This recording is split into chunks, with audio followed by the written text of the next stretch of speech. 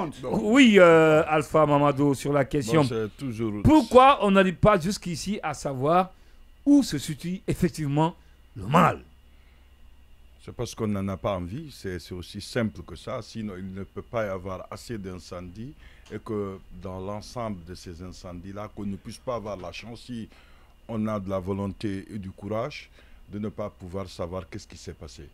Vous savez que par exemple sur l'incendie en ville du truc pétrolier, il y avait eu des experts français. Le dépôt des hydrocarbures à Calom. Il y avait eu des experts français. Bon, je ne me rappelle pas maintenant là de comment on les appelle, mais c'est des experts en feu. Des pompiers. Des pompiers, mais ils avaient quand même parmi l'équipe des experts qui devaient aider la protection civile, non? La protection civile qui avait des spécialités poussées sur comment mener les enquêtes en cas d'incendie.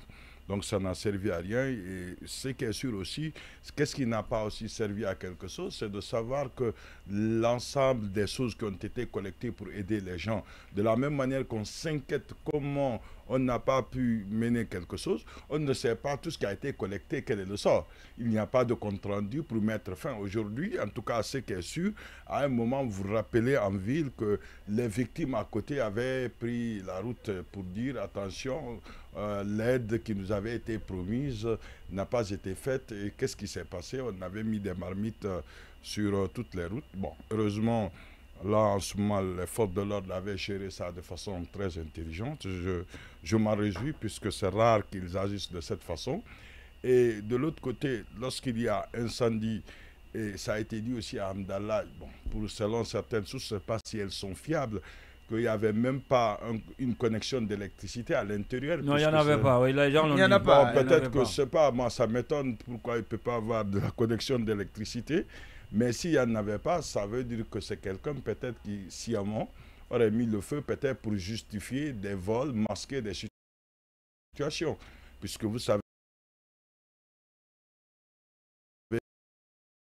que les domaines d'incendie... Comment est-ce qu'on peut être criminel jusqu'à ce point? Mais c'est possible, vous savez que même partout, il y a une infraction. Mais vous savez, si ce n'est pas la cause, mais beaucoup d'incendies sont provoqués dans le monde. Puisqu'il y a l'assurance, il y a des gens qui s'assurent en Occident, qui provoquent le feu pour éventuellement, postérieurement, se faire rembourser. Donc il peut arriver des situations. Quand même, ça n'est pas le cas en Guinée. Aujourd'hui, c'est qu'on peut... Aujourd'hui, à Madina, il n'y a aucune solution pour eux. Il n'y aura pas d'enquête.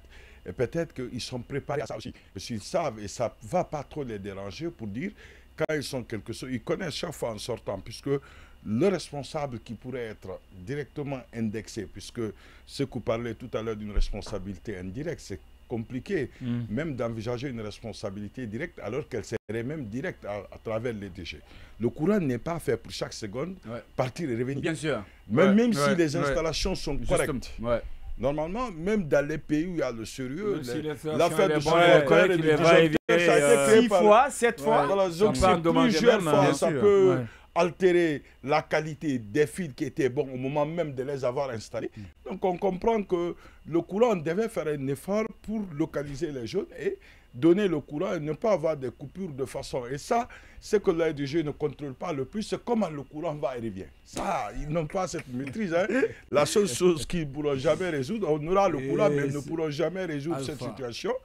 Alors, qu'est-ce qu'il faut aujourd'hui? Moi, à mon avis, il faudrait que les gens qui construisent, par exemple, un centre commercial ou des centres commerciaux à Madina, essaient d'accepter au moins d'installer des alarmes d'incendie. Qu'ils acceptent d'incorporer ça dans le truc parce que il y a de la conséquence. Quand vous avez un centre commercial à Madina, quel que soit le prix, les gens prennent. Donc, il peut y avoir des mesures de sécurité personnelles, mais il ne faut jamais, sur les questions-là, qu'on concentrer sur l'État. Et vous vous rappelez, quand l'université Kofi, leur centre Malikla avait pris feu, il n'y avait pas de système d'alarme. Ils ont compris que le fait d'avoir négligé cela a peut-être agi sur eux. Aujourd'hui, il y a un système d'installation qui est là, qui peut favoriser. Et je pense qu'aucun ministère aussi n'en a, en tout cas du moins beaucoup. Qu'est-ce qui empêcherait la République de Guinée de pouvoir donner le courant de façon correcte et de façon correcte.